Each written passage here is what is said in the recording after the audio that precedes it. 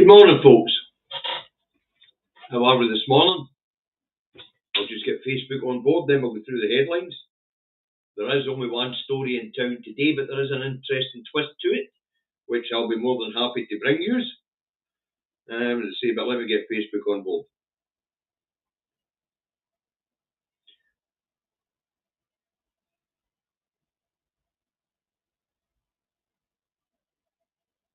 Oh, and it's playing nice this morning. That's good.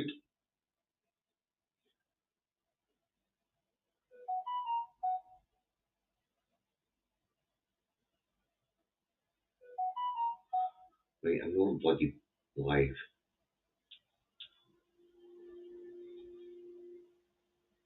Try that again.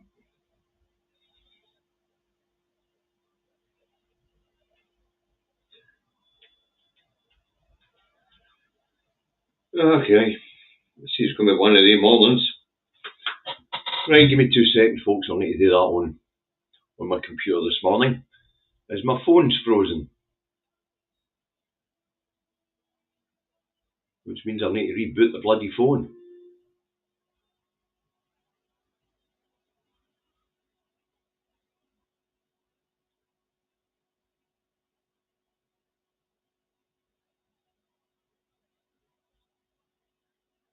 Sorry about the slight delay. Okay, that's Facebook on board. And let's have a quick look to see who's in.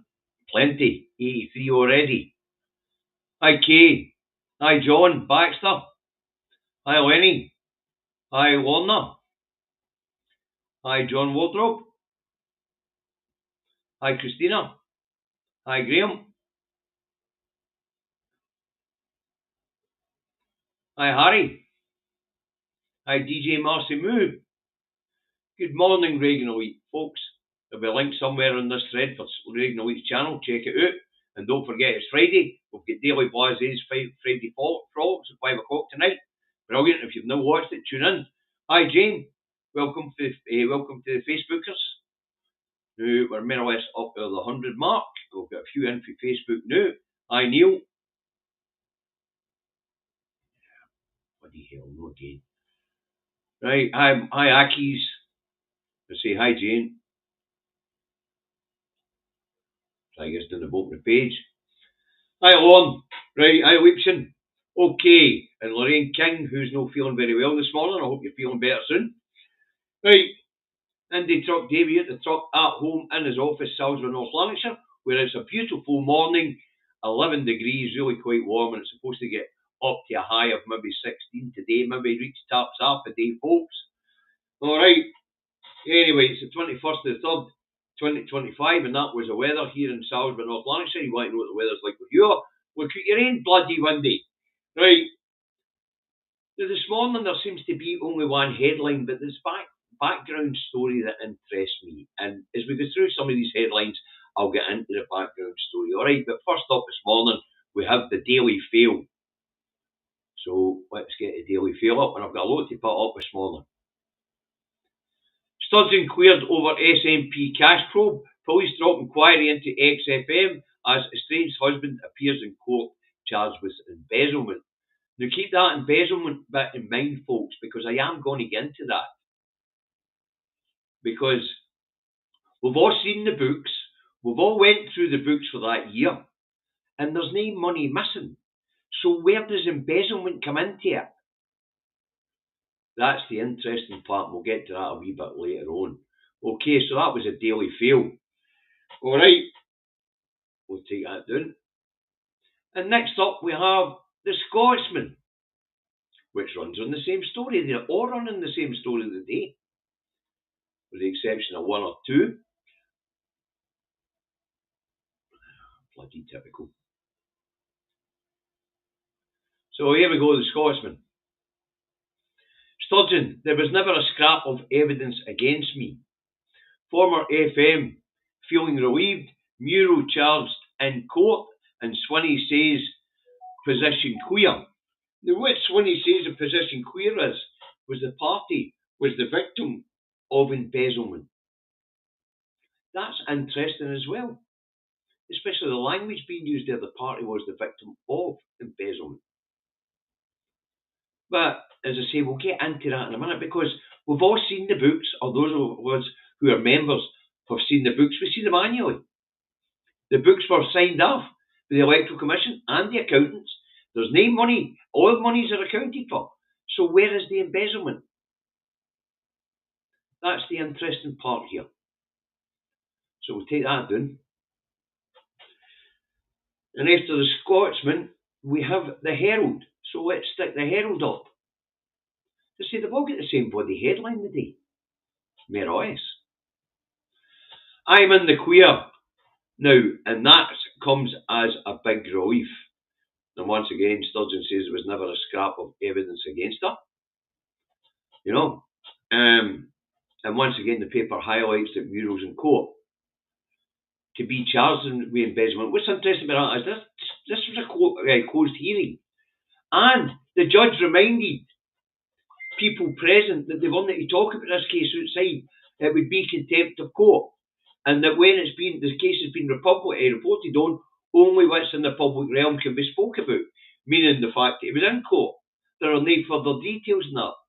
And that's quite interesting in itself. He's in there having the charges explained to him. He doesn't make a plea because the charges have been explained to him. It's quite clear the man doesn't know what it is he's supposed to have done himself.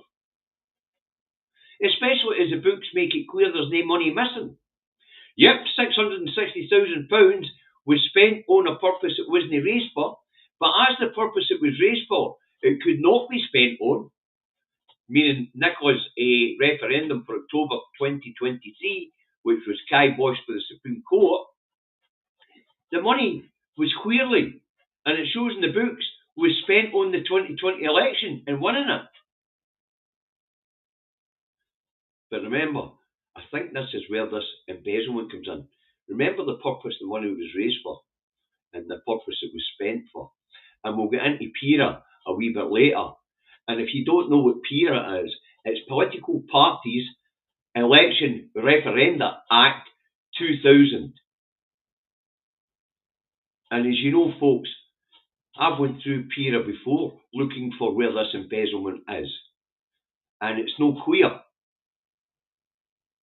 As I say, but anybody that doesn't know, and I know it surprises people when I talk about this stuff, because people don't have me doing as an anorak.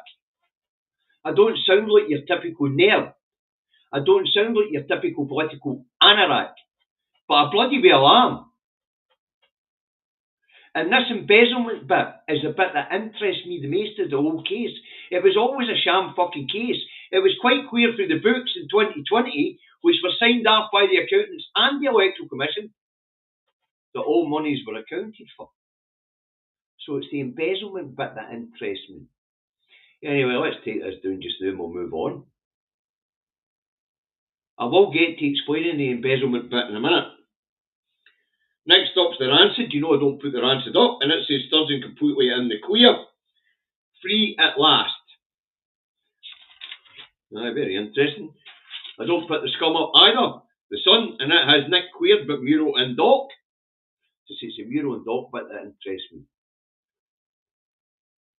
Right, next up's the right-wing knuckle-dragging rag.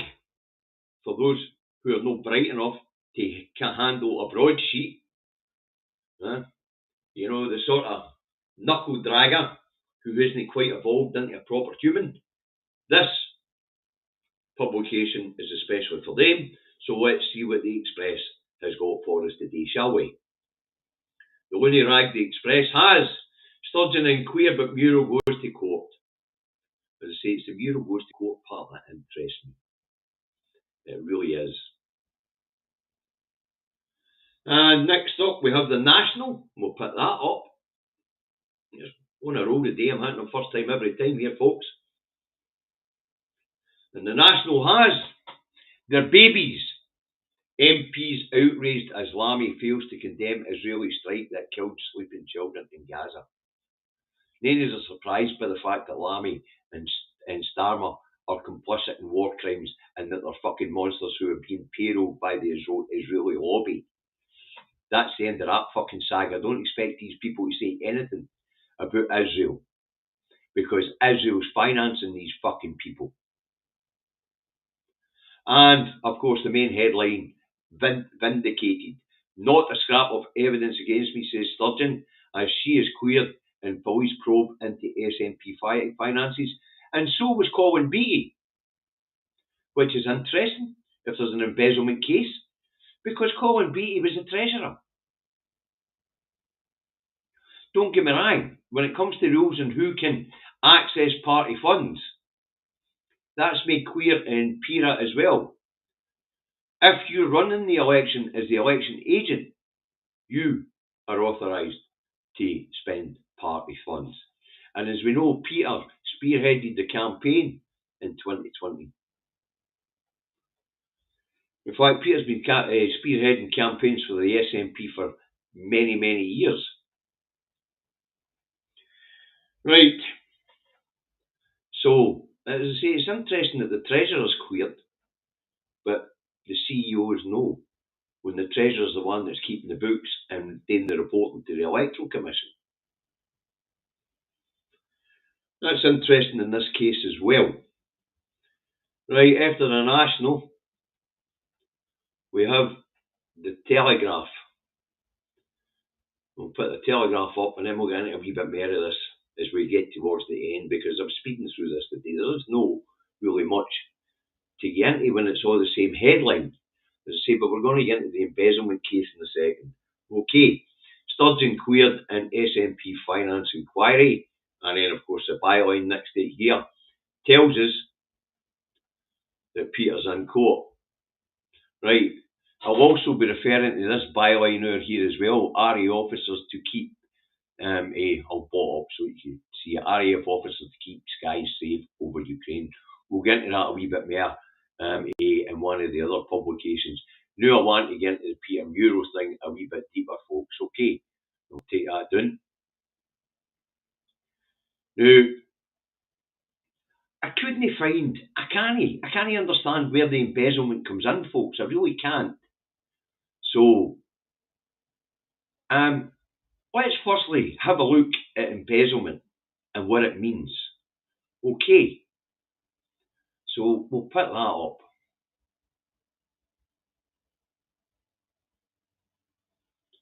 Oh well, it would appear we won't. It would appear to shut that one down, but I'll bring it back up.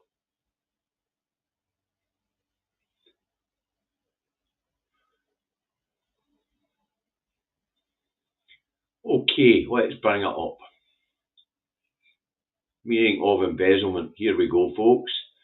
Embezzlement, theft or misappropriation of funds placed in one's trust or belonging to one's employer. Charges of fraud or embezzlement. People ask, what is the simple meaning of embezzlement? A type of financial fraud where someone takes money or assets that were entrusted to them and use them for a different purpose than for what they were intended. Now, this is where I think they've got Peter in court. The money was raised for a referendum. The referendum couldn't go ahead, so it was spent for a different purpose. And I think this is where they've got Peter in court. That the money raised for referendum was spent on a general election. But that's where PIRA comes in. Because I've went through PIRA time and time again. In fact, I was going through it this morning. I actually have it here. I'll put it up.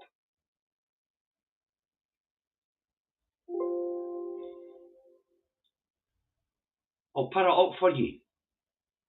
Alright, so here is PIRA.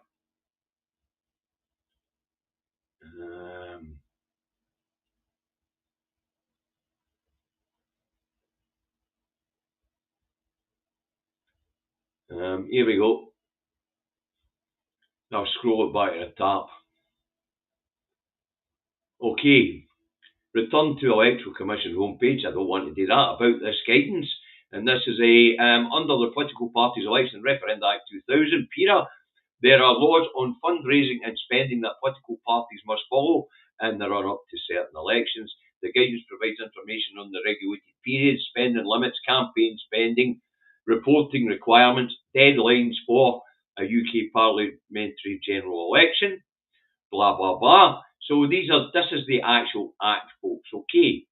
Now, It goes on to talk about regulated periods, suspend and things like that, meaning you've got to stop during the purdah period and things like that.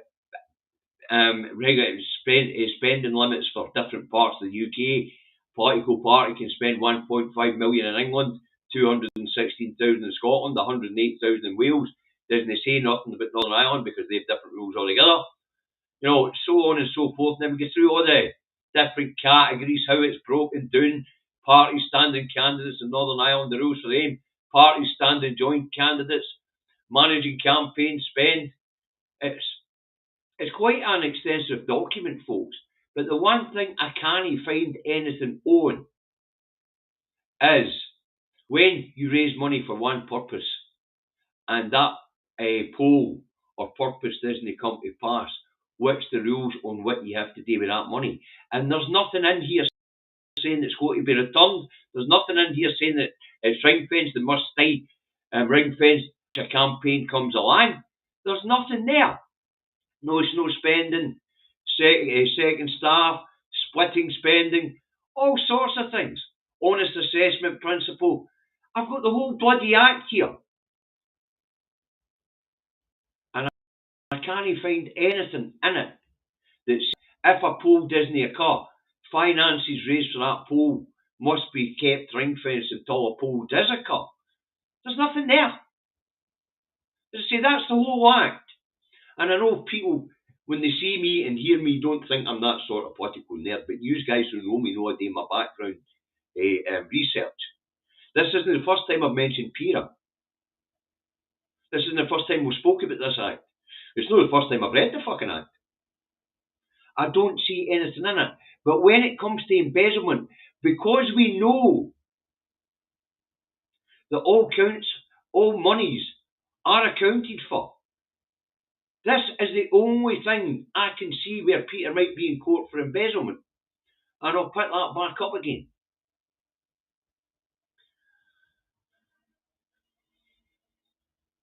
And here it is.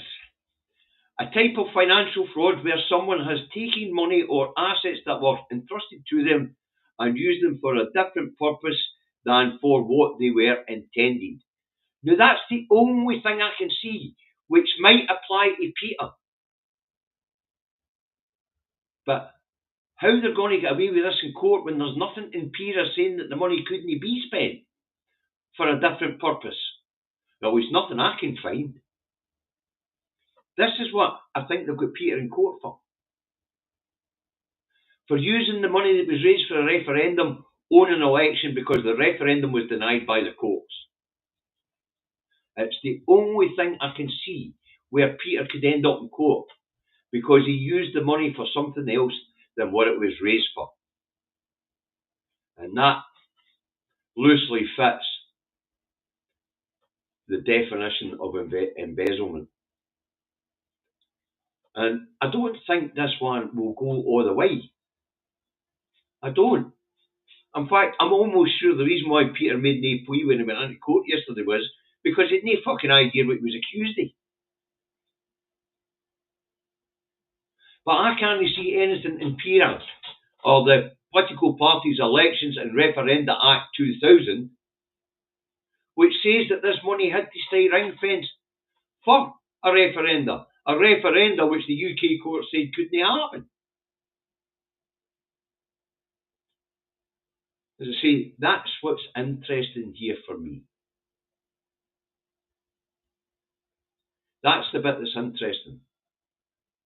And the fact that there's still a gagging order on.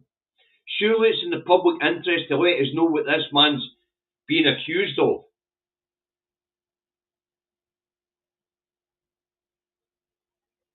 As I say, surely it's in the public interest and political parties' interest to learn what it is this man's been accused of, in case other political parties make the same mistake. Or have made the same mistake. And it just hasn't been picked up on. It must be in the public interest to get to know what it is this man's accused of, and yet there's still a gagging order on.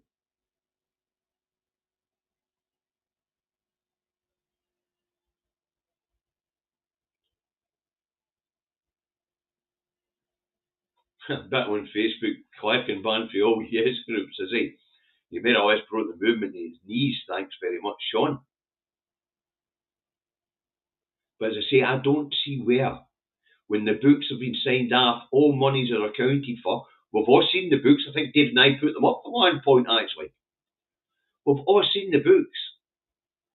So what is the embezzlement charge about? And as I say, this is what I think it's about. I think it's because he's used money which was raised for one purpose and used it for another purpose. And I don't know if this one will fly in the courts, actually.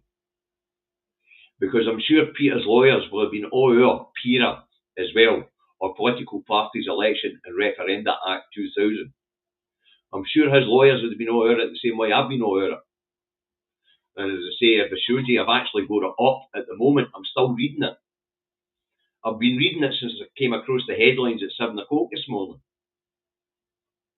I'm going over it again and again and again, trying to see where he might have broke the law, as all monies are accounted for. We know all monies are accounted for. The accountants and the Electoral Commission signed off on the accounts. We've seen the accounts. We know where the £660,000 was spent. And no, it wasn't on a fucking camper van. The camper van was bought for campaigning during the COVID pandemic and didn't get a good campaigning or to keep people safe as they travelled. Elected officials. Didn't happen, of course. There was no fraud involved in buying a campaign vehicle. In fact, Angela Rayner was running about in a camper van to take the piss in the 2024 election. So as I say, the fraud side of this is the bit, the embezzlement side of this is the bit that interests me, folks, because as we know, there's no money missing. It's interesting. Right, that was a Telegraph we had, isn't it? Next up, we have the Metro. Let's look. If we take the Telegraph down, let me see. Right, that's right, I haven't put the Metro up, so next up to Metro. Vindicated, Sturgeon cleared and cash probe is what the Metro's what. And after the Metro comes the Times. This one's interesting to me. This one is interesting to me. So let's put the Times up.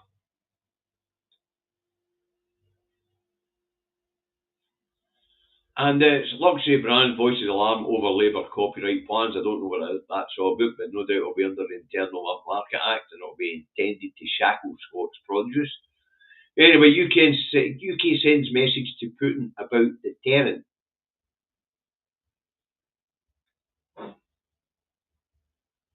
And I was like, we have the new, and the sub headline there is, we have the nuclear weapons to cause untold damage if attacked, warns Defence Secretary. And I thought, we have the nuclear weapons? Aye, we do. 226 of them apparently. What we don't have is a delivery system.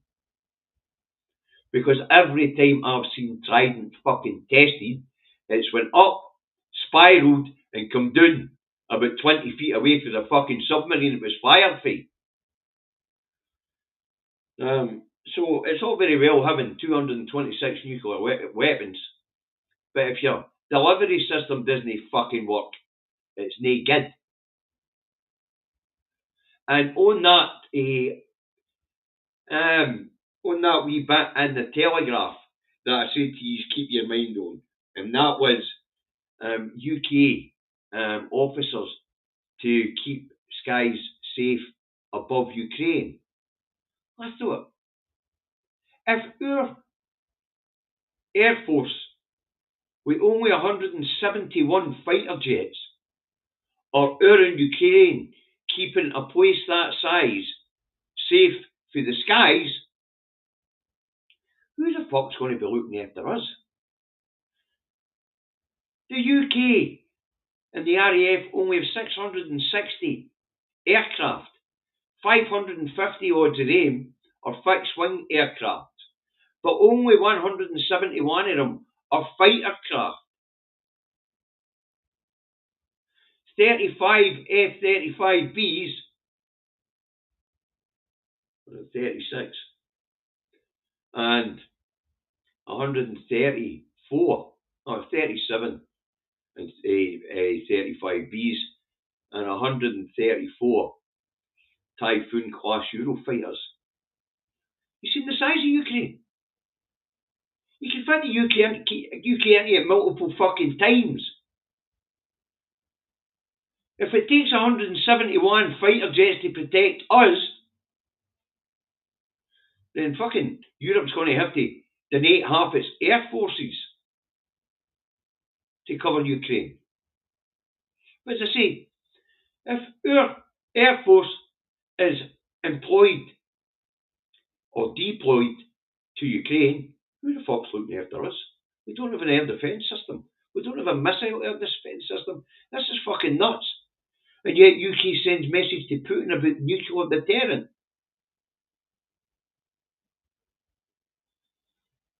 That gets more interesting on the next headline, folks. So it does. That gets more interesting in the eye. Which I'll have to go. If I haven't got it, I'm going to go and get it. I have got it. Good.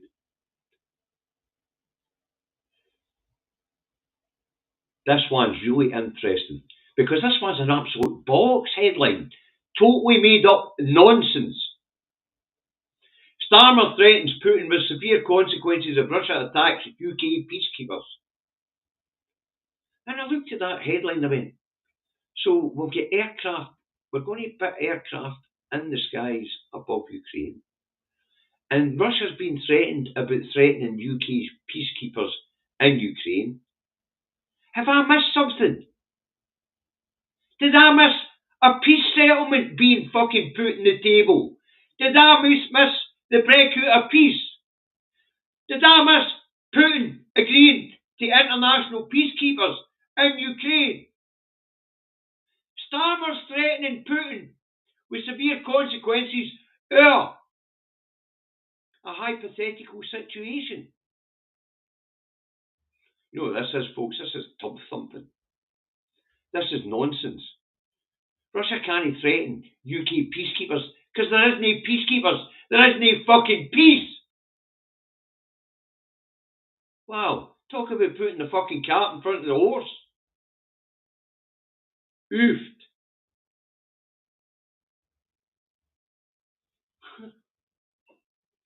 Fuck's sake. Starmer threatened Putin over hypothetical situation. Well, you couldn't make it up. Well, apparently the fucking newspaper can make it up. Huh? Has severe consequences if Russia attacks UK peacekeepers. There isn't any fucking peacekeepers, there's no fucking peace. Oh, mental. Absolutely mental.